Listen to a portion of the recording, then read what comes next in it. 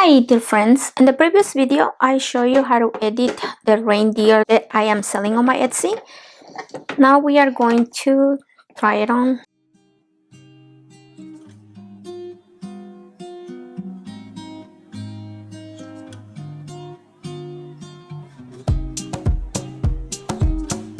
I add the hidden bond to my fabric and I'm going to put the link in the description box.